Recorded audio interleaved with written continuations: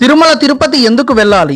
ప్రపంచంలో ఎక్కువ సంపద తిరుమలలో ఉందా లేక అనంత పద్మనాభ స్వామి గుడిలో ఉందా? కొన్ని వందల సంవత్సరాల క్రితం మొఘలులు అన్ని దేవాలయాల మీద దాడి చేశారు, కానీ తిరుమల తిరుపతిని ఏమీ చేయలేకపోయారు. ఎందుకోసం?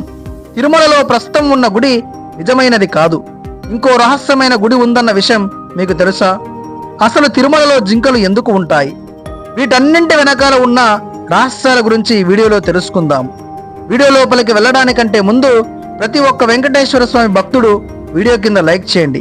అదేవిధంగా కామెంట్లో ఓం నమో వెంకటేశాయ అని కామెంట్ చేయండి. వీడియో నచ్చితే ఛానల్ సబ్స్క్రైబ్ చేసుకోండి. మీకు ఇప్పటి వరకు తెలియని చాలా రహస్య విషయాలు వీడియోలో తెలియజేయబోతున్నా. ఎక్కడా స్కిప్ చేయకుండా చివరి వరకు చూడండి. తిరుమల వెంకటేశ్వర స్వామి గుడి నిజానికి ఈ గుడి ఇప్పటిది కాదు. సత్యయుగంలో హిరణ్యాక్షుడు అనే రాక్షసుడు భూమిని తీసుకెళ్లి సముద్రంలో దాచిపెట్టాడు. చాలా మందికి ఒక అనుమానం రావచ్చు, భూమి మీదనే సముద్రం ఉంది, మళ్ళీ భూమిని సముద్రంలో ఎలా దాచిపెట్టాడు అనే అనుమానం మీకు రావచ్చు. కానీ 2011 ఈ విశ్వంలో అతిపెద్ద సముద్రాన్ని నాసా శాస్త్రవేత్తలు గుర్తించారు. భూమికి 12 కాంతి సంవత్సరాల దూరంలో ఈ సముద్రాన్ని గుర్తించారు. ఇందులో మన భూమి మీద ఉన్న అన్ని సముద్రాలలో ఉన్న నీరు కంటే 140 ట్రిలియన్స్ టైమ్స్ ఎక్కువ నీరు ఉందని వాళ్ళు గుర్తించారు. ఇలాంటి సముద్రాలు మన విశ్వంలో చాలా ఉన్నవి.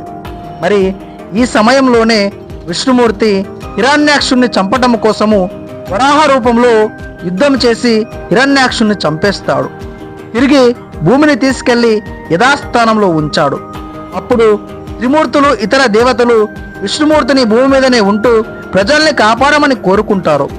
దానికి విష్ణుమూర్తి ఒప్పుకుంటాడు.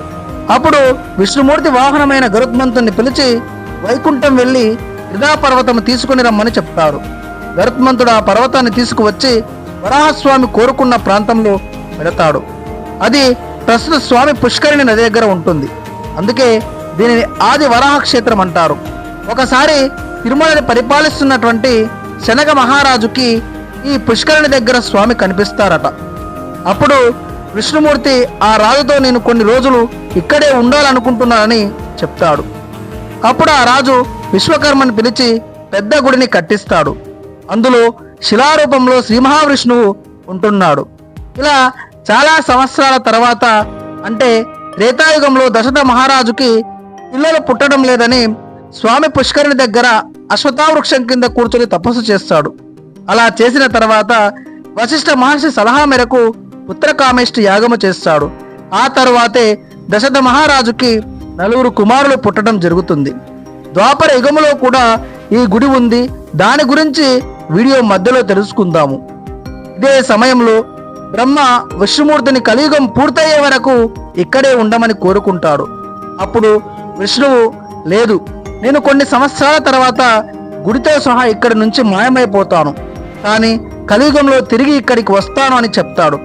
అలా కొన్ని సంవత్సరాలకు విష్ణుమూర్తి గుడితో సహా మాయమవుతాడు. ఇక్కడ ఇంకో విషయం ఏమిటంటే, వైఖానస సంహిత ప్రకారము ఈ గుడిలో పూజలు చేయాల్సి ఉంటుంది.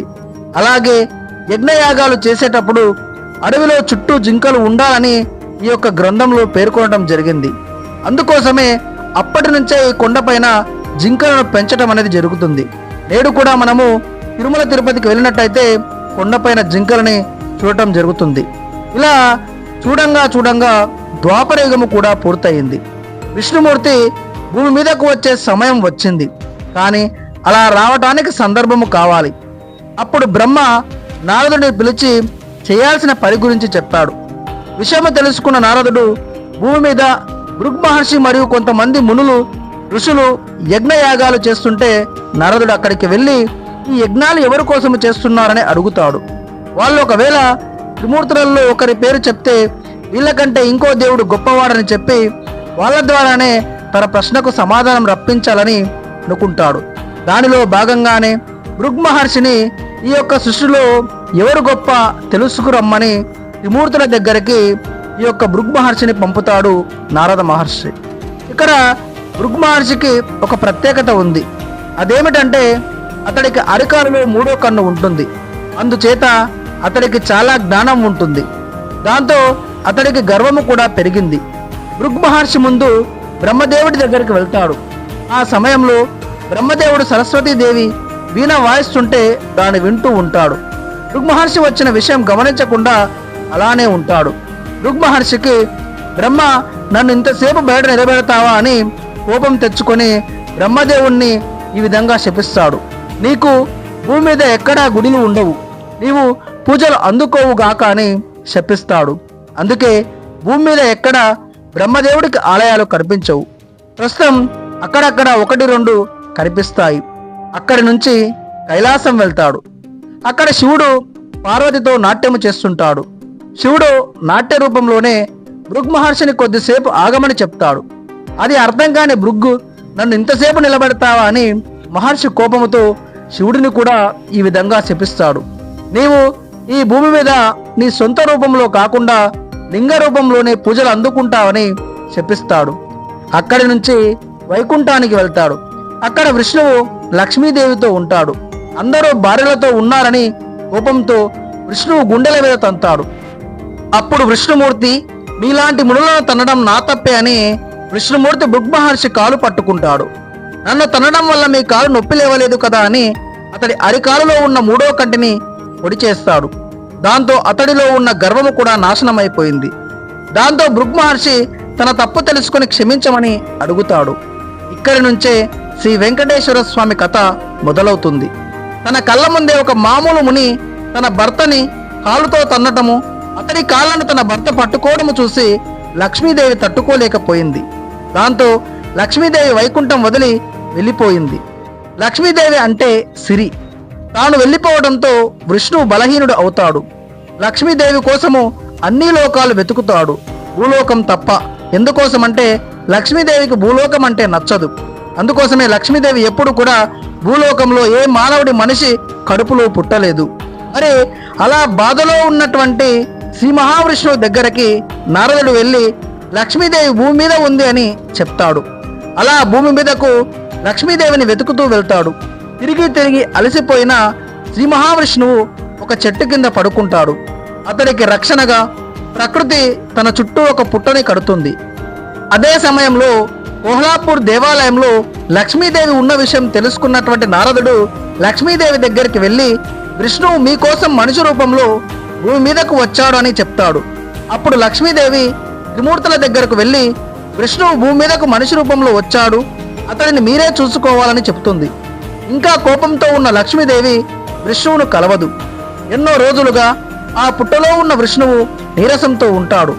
అప్పుడు బ్రహ్మ ఆవులాగా, శివుడు దూడలాగా మారి ఆ కొండ మీద ఉన్న పశువుల మందలో కలుస్తారు. ఆ పశువుల కాపరికి మందలో ఉన్న ఈ ఒక ఆవు చాలా రోజుల నుంచి పాలు ఇవ్వటం లేదు.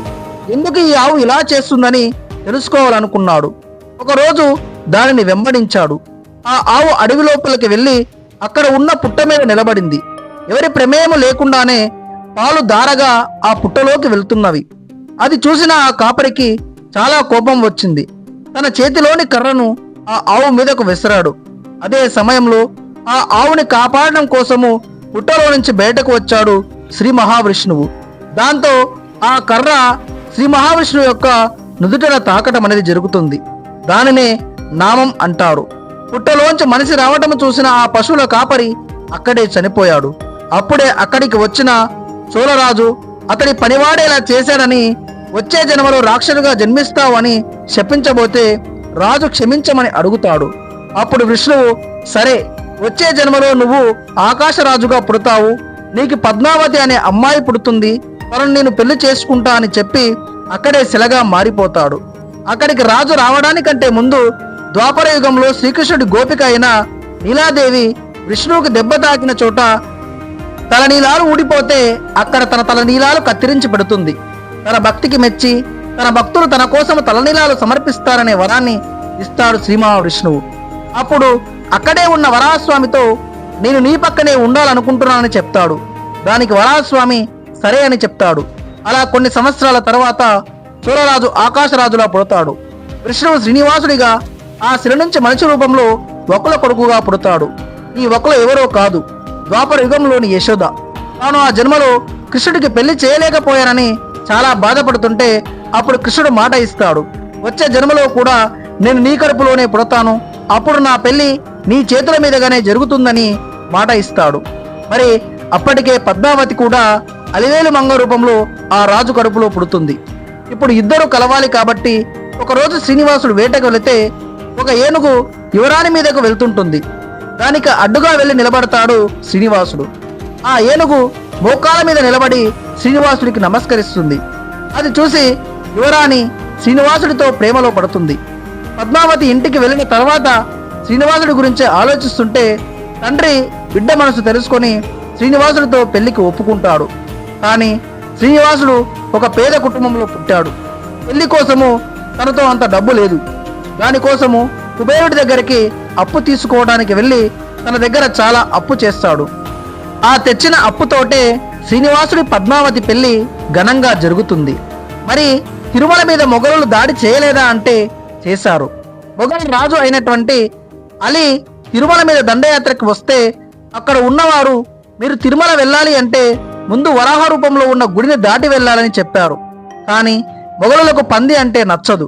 కాబట్టి వారు అక్కడ నుంచి వెళ్ళిపోయారు. అతడు వెళ్ళిన ఆ ప్రాంతాన్నే అలిపిరి అని పిలుస్తాము.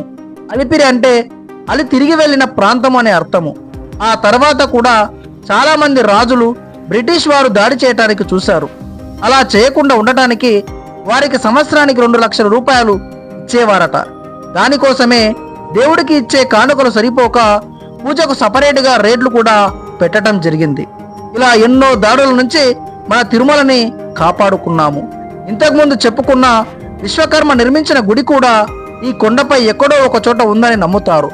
అదే మొదటి గుడి, అసలు గుడిగా చెప్తారు. మరి ఈ ప్రపంచంలో రిచెస్ట్ టెంపుల్లో నెంబర్ 1 అనంత పద్మనాభ స్వామి గుడిగా చెప్పుకుంటాము. అనంత పద్మనాభ స్వామి దేవాలయంలో అనంతమైన సంపద దొరకటం వల్ల దాని రిచెస్ట్ టెంపుల్గా చెప్తారు. దాంతో పాటు ఇంకా వాల్ టు బి 6వ గదిలో ప్రపంచం ఆశ్చర్యపోయేంత సంపద ఉందని కూడా చెప్తారు. కానీ నిజానికి మన తిరుమలనే ప్రపంచంలో రిచెస్ట్ టెంపుల్. ఎందుకంటే ఈ గుడిలో బంగారు నిల్వలు 11,329 కిలోలు, అంటే సుమారు 11.3 టన్నులు. మరి డిపాజిట్లు 18,817 కోట్లు. వెండి నిల్వలు 9,000 కిలోలకు పైగానే ఉంది. మొత్తం ఆస్తుల విలువ 2.5 లక్షల కోట్లు. టీటీడీ వద్ద ఉన్న బంగారం కేవలము ఆభరణాల రూపంలోనే కాకుండా బిస్కెట్ల రూపంలో బ్యాంకులలో డిపాజిట్ చేయబడి ఉంటుంది. స్టేట్ బ్యాంక్ ఆఫ్ ఇండియా మరియు ఇండియన్ ఓవర్సీస్ బ్యాంక్ వంటి జాతీయ బ్యాంకులలో టీటీడీ దాదాపు 11,329 కిలోల బంగారాన్ని డిపాజిట్ చేసింది. ఇది కాకుండా స్వామివారికి నిత్యం అలంకరించే పురాతన అమూల్యమైన ఆభరణాలు విడిగా ఉంటాయి. వాటి విలువ కట్టలేము. మరి శ్రీవారి పేరు మీద వివిధ బ్యాంకులలో 18,000 కోట్లకు పైగా ఫిక్స్డ్ డిపాజిట్ ఉన్నాయి. ప్రతి ఏటా ఈ డిపాజిట్లపై వచ్చే డబ్బు ద్వారానే టీటీడీకి ఏటా 1,200 కోట్ల ఆదాయం లభిస్తుంది. బంగారంతో పాటు వెండి కానుకలు కూడా భారీగా వస్తుంటాయి. టీటీడీ వద్ద ప్రస్తుతం 9,000 కిలోల కంటే ఎక్కువ వెండి నిల్వలు ఉన్నాయి. మరియు దేశవ్యాప్తంగా టీటీడీకి 7,000 ఎకరాలకు పైగా భూములు, అనేక భవనాలు ఉన్నాయి. వీటన్నిటిని కలిపి చూస్తే తిరుమల శ్రీవారి సంపద సుమారు 2.5 లక్షల కోట్లు ఉంటుందని అంచనా. ఇది విప్రో, నెస్లే, ఓన్జీవి వంటి పెద్ద కంపెనీల మార్కెట్ విలువ కంటే ఎక్కువ.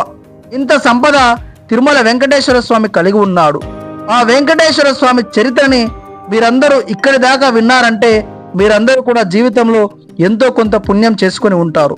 మీరు కూడా మీ జీవితంలో సిరి సంపదలు కలగాలని, నిండు ఆరోగ్యంతో ఉండాలని నేను మనస్ఫూర్తిగా కోరుకుంటున్నాను. మరి ఈ వీడియో మీ అందరికీ నచ్చినట్టయితే వీడియో కింద లైక్ చేయండి. ఇలాంటి వీడియోస్ కోసం మన ఛానల్ని తప్పకుండా సబ్స్క్రైబ్ చేసుకోండి. అందరూ కామెంట్లో నమో వెంకటేశాయ అని కామెంట్ చేయండి.